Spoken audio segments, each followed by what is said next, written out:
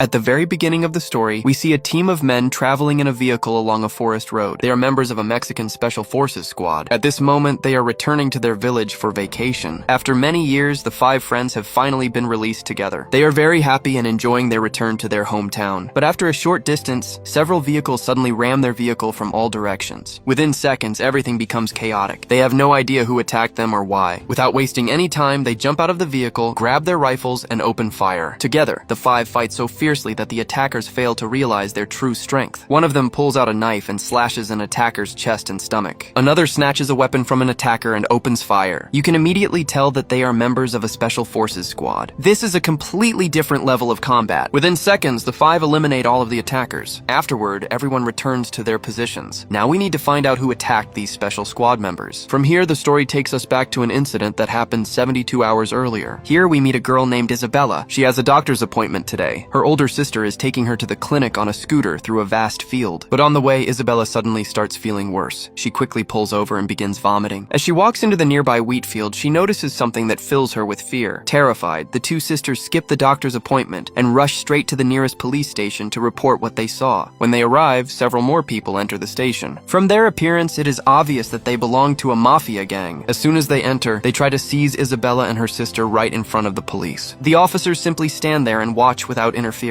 It becomes clear that even the police are afraid of this mafia. In a shop next to the police station, we meet a Mexican Special Forces captain named Albert. Hearing the commotion outside, he steps out to see what is happening. He notices several men harassing the 2 girls right in front of the police. Unable to control his anger, Albert pulls out his gun. His friend quickly warns him that these men are the sons of David, the most dangerous mafia boss in the city. He tells Albert not to get involved, but Albert ignores the warning. He lowers his gun, steps forward, and orders the gang members to release the girls. However, the country's top mafia thugs have no intention of listening. Instead, they point their guns at Albert's head. Albert instantly draws his weapon and begins taking them down one by one. He fires rapid headshots, blowing apart the skulls of several attackers. None of them realize that the man standing before them is a Special Forces captain. Within moments, he eliminates multiple thugs. Then he points his gun at their leader, David's brother. Taking him hostage, Albert orders the remaining gang members to drop their weapons. At that moment, police officers step out of the station. Instead of helping him, they point their guns at Albert and order him to surrender. Albert tells them that he is the captain of the Mexican Special Forces squad, but the officers are already under David's influence and on his payroll. Meanwhile, Isabella and her older sister explain that the gang members were harassing them and Albert was only trying to protect them. Even so, the police refused to believe them. Finally, Albert throws his ID card toward the officers. As soon as one officer picks it up and examines it, he breaks into a cold sweat. Realizing that they cannot challenge a Special Forces captain, the police are forced to arrest David's men. As the officers escort the gang members away, Albert asks Isabella why she came to the police station. She then tells him exactly what she saw in the wheat field. After hearing her story, thousands of Special Forces personnel arrive at the location. Their massive deployment makes it clear that something extremely dangerous has happened. The Special Forces immediately seal off the entire area. Then we finally see what Isabella witnessed. In the middle of the wheat field, severed limbs and body parts are scattered everywhere. Some bodies are missing their arms. Others have lost their legs. Several torsos lie torn apart across the field. All of the victims are wearing Special Forces uniforms. Yes, the people who were brutally hacked to pieces and dumped in the field are Special Forces soldiers. But who could possibly be powerful enough to massacre elite Special Forces members in such a horrifying way? You will learn the answer very soon. The story behind what happened to these soldiers will also be revealed later. The Special Forces collect all the remains and transport them to the base camp. There, the fallen soldiers are given a final farewell with full state honors. Each family received a special award in honor of their loved one's bravery. The incident spread across Mexico like wildfire, creating widespread fear. The situation became so serious that the Lieutenant General called an emergency meeting with his generals. He stated that if even Special Forces soldiers were not safe, then ordinary civilians had no chance of protecting themselves. The Lieutenant General made it clear that anyone capable of killing 10 Special Forces soldiers could not be an ordinary criminal. Therefore, it was critical to capture those responsible as quickly as possible, dead or alive. Captain Albert of the Mexican Special Forces was assigned to lead the mission. He was ordered to hunt down everyone involved in the massacre, no matter what, dead or alive. Meanwhile, on the other side, we meet a man named David. He is at home preparing a delicious meal for his 2 young daughters. As he cooks, he watches the news on television, where reports reveal that the murder of the Special Forces soldiers has become national headlines. Now imagine if I told you that this simple and innocent-looking man is actually the same person who brutally slaughtered those Special Forces soldiers. Would you believe it? As quiet and humble as he appears in front of his family, he is just as dangerous outside. He lives a peaceful life with his wife and 2 adorable daughters. However, his family has no idea that he is actually a ruthless gangster. More importantly, he is a violent and unpredictable psychopath. While feeding his daughters, the doorbell suddenly rings. David opens the door and finds his younger brother, Victor, standing there covered in injuries. He asks Victor what happened to him. Victor tells his brother everything that had taken place earlier. After hearing the story, David says, "I'll deal with that special forces captain. You go and capture the girl who caused all of this." Following his brother's orders, Victor heads straight to Isabella's house. There, he kidnaps Isabella and her older sister before taking them back to his hideout. You can only imagine the horrifying torture the two girls are about to face. Meanwhile, we return to the Special Forces briefing room. Let me introduce you to the members of the team. The captain of the squad is Albert. The senior member is Condon. The team's lieutenant is Nava. The two youngest members are Luis and Brad. For Luis and Brad, this is the first major mission of their careers. Captain Albert enters the room and begins explaining the operation. He hands each member a mission file. After going through every detail from beginning to end, Albert says, "Soldiers, we are about to face the city's most dangerous mafia. If even our own special forces are not safe from them, then how can the people of this country be safe? That is why we must stop them at any cost, even if it means sacrificing our own lives." However, before reaching the main mafia boss, they first need to capture William, his right-hand man. William is responsible for carrying out the mafia's most dangerous crimes. If they capture William, reaching the boss will become much easier. After fully understanding the mission, the team begins tracking William's location. Once they discover his hideout, the entire squad gears up and prepares for the raid. After arriving, they divide into two teams. One team, equipped with a sniper, takes position on a nearby mountain to provide long-range cover. The second team advances directly toward William's hideout. According to the plan, the sniper team settles into position on the forested hills overlooking the river. Meanwhile, the rest of the squad carefully moves toward the target. As soon as they arrive, they point their weapons at William and take him hostage. The assault happens so quickly that William and his men do not even get a chance to load their weapons. With no way to fight back, William and his followers surrender to the special forces. When the sniper team confirms that every suspect has been captured, they leave their positions and head down to join the rest of the squad. After everyone regroups, William and his men are handcuffed and loaded onto a speedboat. The team then begins its journey back to the main base. On the way, they stop at a remote location and escort William and his men off the boat. One member of the squad suggests, "We should execute them here with headshots and report that they died during a gunfight." Captain Albert immediately rejects the idea. He reminds his team that they are law enforcement officers. He says that if they themselves break the law, how can they expect the people of the country to respect it? Instead, he orders that William and his followers be transferred to another special forces vehicle. The team then returns to base. After successfully completing the mission, Albert meets with the lieutenant general. Since the operation was a success and his team had not taken leave for a long time, he requests a few days of vacation for all 5 members. Albert also assures the general that once they return from their leave, they will be ready to carry out their next mission. The general trusts Albert and approves leave for all 5 members of his team. Albert shares the good news with everyone, and they set off together in a single vehicle to enjoy their vacation in their village. Before they leave, several special forces soldiers offer to escort them because Albert's team will not be carrying any weapons during their vacation. However, Albert politely refuses, saying there is no need and that they should remain on active duty. The 5 friends are thrilled to finally be on leave together. They capture the happy moment on their mobile phones as they continue their journey. After traveling a short distance, a group of gangsters suddenly ambushes them. This is the same scene shown at the very beginning of the movie. After defeating all of the attackers, Albert orders his team to collect every round of ammunition scattered across the ground. He also gathers the rifles left behind by the gangsters. Albert already knows that David is behind the attack. He realizes that if they have been attacked once, more of David's men are probably moving through the forest toward them. Because of this, they must immediately find a defensive position. Suddenly, another vehicle arrives and opens heavy fire on them. Inside the vehicle is David's brother, Victor. The Special Forces team takes cover behind large rocks before returning fire. Victor's men attack relentlessly, keeping up such intense gunfire that the squad struggles to respond. The barrage continues without stopping for even a second. Seeing this, Albert shouts, "Nobody fire a single shot. Stay quiet and keep your heads down behind the rocks." After several minutes of non-stop shooting, Victor's men finally run out of ammunition. The moment the gunfire stops, Albert gives the order to attack. He shouts, "Fire together. Don't let anyone escape." The entire squad opens fire at the same time. Victor's men begin falling one after another. However, Luis notices that 2 gangsters are still shooting from behind a vehicle. He quickly sets up his sniper rifle and eliminates both of them with precise shots. At the same time, Brad notices that Victor is the only one still standing. Without wasting the opportunity, he fires a shot straight into Victor's chest. Before Albert and his team can reach him, Victor manages to send his location to his older brother, David, using his mobile phone. When the squad arrives, they discover that Victor is already dead. Albert checks Victor's phone and realizes that his location has already been shared. This means more of David's men are on their way. Albert immediately orders his team to move out. After putting some distance between themselves and the battlefield, Albert uses Victor's phone to contact another Special Forces unit at the base. He instructs them to send reinforcements to the location immediately. Meanwhile, David arrives at the scene scene with his gang. He sees his younger brother's lifeless body and breaks down in tears. Filled with rage, David orders his men, "Spread out and kill anyone you see." A woman named Lucy, who is a member of David's gang, picks up Victor's phone and begins tracking its location. Following the signal, the gang moves along the same route. They have no idea that Victor's phone is now inside Captain Albert's pocket. Meanwhile, Albert and his team have already traveled much farther. Even so, Albert senses that something is wrong. He orders everyone to take cover behind the rocks. Then he sets up his sniper rifle and aims down the road they had just traveled. A few moments later, David's men appear, searching the area. Without hesitation, Albert and his team, already in position, open fire with their sniper rifles. Their accurate shots eliminate the gang members one after another. The sudden attack causes several of David's men to panic and try to escape. However, Albert's team takes them down before they can get away. During the chaos, Lucy manages to escape into a cave deep inside the mountain. Albert attempts to chase her, but she successfully slips away. The fierce gunfight leaves several members of the Special Forces team badly injured. Some are shot in the arm, others are hit in the stomach. Several soldiers collapse to the ground. Their teammates use water and first aid to slow the bleeding. Meanwhile, David and the remaining gang members continue moving toward the area. Lucy finally reaches David and tells him everything that happened. She explains how his men were killed and describes the entire attack in detail. Albert begins wondering how David's gang managed to track them so accurately. Then he suddenly realizes that Victor's mobile phone is still in his pocket. He immediately pulls it out and throws it onto the ground. After that, he gathers his team and leads them along a different route. Meanwhile, David follows the location signal and returns to the same spot. There he finds all of the men he had sent lying dead. Among the bodies, he also finds Victor's mobile phone resting on the ground. This means David can no longer track the Special Forces squad, so he begins withdrawing from the forest. Meanwhile, the Special Forces squad has traveled a great distance. They are badly injured and completely exhausted after the intense gunfight. They decide to stop for a while to rest and treat their wounds. As planned, they sit down and begin giving each other first aid. Suddenly, one of the squad members notices what appears to be a house not far away. Seeing a house in the middle of the forest, Albert immediately suspects that it could be a drug cartel or mafia hideout. Whatever it is, they know they need to reach it first. The team slowly moves forward while carefully watching every direction. With their rifles ready, they cautiously approach the house one step at a time. As they get closer, they spot two armed guards patrolling outside through their sniper scopes. They instantly realize that dangerous gang members are hiding inside. Meanwhile, David and his men arrive at the place where the Special Forces squad had stopped earlier to treat their injuries. After noticing bloodstains on the rocks, they realize the squad continued along this route. Meanwhile, the Special Forces squad splits into two teams. One team moves forward toward the house. The second team stays behind to provide sniper cover. According to the plan, Albert and Fernandez slowly advance toward the building. From a distance, Luis and Brad lock onto each guard through their sniper scopes. One by one, they eliminate the guards and clear the path. Once all the guards outside have been taken down, Albert and Fernandez move in with their rifles ready. They enter the house without hesitation. Anyone who poses a threat inside is immediately neutralized. Albert refuses to take unnecessary risks. His priority is not identifying everyone inside. His main objective is rescuing Isabella and her older sister. After securing the building, they find the two girls in terrible condition. Their injuries clearly reveal the brutal torture they have endured over the past several days. The moment Isabella sees Albert, she recognizes him and runs into his arms, crying. Meanwhile, her older sister is overwhelmed with anger and repeatedly strikes one of the dead gang members. The Special Forces squad gently stops her and assures her that they are safe now. Seeing her sister's pain and emotional state, Isabella realizes the horrific suffering they have endured. Once the situation calms down, the squad safely evacuates both sisters. While searching the house, they discover a large box filled with weapons. The entire squad gathers around it. They open the box and begin selecting the weapons they want to use. Each member loads a magazine into their weapon and prepares for the next battle. As they finish preparing, daylight fades and night slowly falls. Albert gathers the entire team and addresses them. He says, "Soldiers, we left for a vacation, but fate has brought us here. Now we are facing David, the most dangerous mafia leader in this country. I'm certain David and his men will attack us very soon. Even if I am no longer alive to give another order, remember my last command. Fight until your very last breath." After giving the speech, they place bulletproof vests on Isabella and her older sister. Once everything is ready, the team prepares to leave the building. Just as they step outside, a bullet grazes Isabella's leg, causing her to fall to the ground. At that very moment, a relentless storm of bullets rains down from every direction. In the darkness, the Special Forces squad cannot determine where the attackers are positioned. Gunfire pours in from all sides without stopping. Before they can launch a counterattack, they realize they could all be killed by the overwhelming barrage. David's men greatly outnumber them, and their non-stop gunfire makes the situation almost impossible to control. To save everyone's lives, the squad quickly picks up Isabella and retreats back inside the building. Once inside, they discover that several members of the team have been seriously wounded during the attack. They immediately begin providing first aid to the injured soldiers. One of the squad members, Luis, has been badly wounded by a bullet. Despite his injury, he tells Captain Albert, Albert, "Captain, don't worry about me. You all move forward. I'll provide covering fire." After saying this, Luis presses a piece of cloth against his wound to slow the bleeding. Then he reloads his rifle and heads back outside to protect his captain and the rest of the team. However, just as they prepare to leave again, they notice David's men setting up a heavy machine gun directly in front of the building. The sight makes escape seem almost impossible. Albert immediately shouts, "Everyone, take cover!" They've set up a machine gun outside. The entire team dives for cover. Seconds later, the machine gun unleashes a relentless barrage of bullets. The gunfire is so intense that the entire house begins falling apart. Bullets tear through the walls, passing dangerously close to everyone inside. Albert realizes that if they remain trapped inside the house, David's gang will eventually overwhelm them. Knowing they have no other choice, he risks his life and quietly slips out through the doorway. Armed with a suppressed rifle, he silently eliminates the enemies one by one from behind. Meanwhile, the rest of the squad realizes that the enemy's gunfire is not going to stop anytime soon. They immediately launch a counterattack to protect themselves. One after another, they take down the attackers with precise shots. As more of David's men fall, the squad slowly pushes out of the house. From the front lines, they launch a direct assault on the remaining gang members. During the intense battle, Fernandez is struck by several bullets while protecting Isabella. Realizing that he may not survive, he ignores his own injuries and uses his remaining strength to eliminate Lucy with a precise headshot. Outside, the team's youngest member, Luis, is critically wounded by enemy gunfire and collapses to the ground. Seeing this, the rest of the squad continues fighting despite the danger. Within minutes, they overwhelm the remaining gang members with relentless fire. Soon, every one of David's men is defeated. After clearing the area, the squad captures David and takes him hostage. Another member of the team desperately tries to stop Luis's bleeding. Despite every effort, his injuries are too severe. The bullet wounds are fatal, and there is no way to save him. As his teammates watch in tears, Luis slowly succumbs to his injuries. Captain Albert stands nearby with his rifle aimed at David. The loss of one of his youngest commandos fills him with grief. Struggling to contain his emotions, Albert pulls the trigger. A single shot ends David's life. Albert then walks over and sits beside Luis. Tears stream down his face as he mourns the loss of his teammate. As dawn begins to break, two rescue helicopters appear in the morning sky and fly toward their location. Luis's body is carefully placed inside one of the helicopters. The remaining members of the squad board the aircraft and finally return to their base. And with that, the movie comes to an end.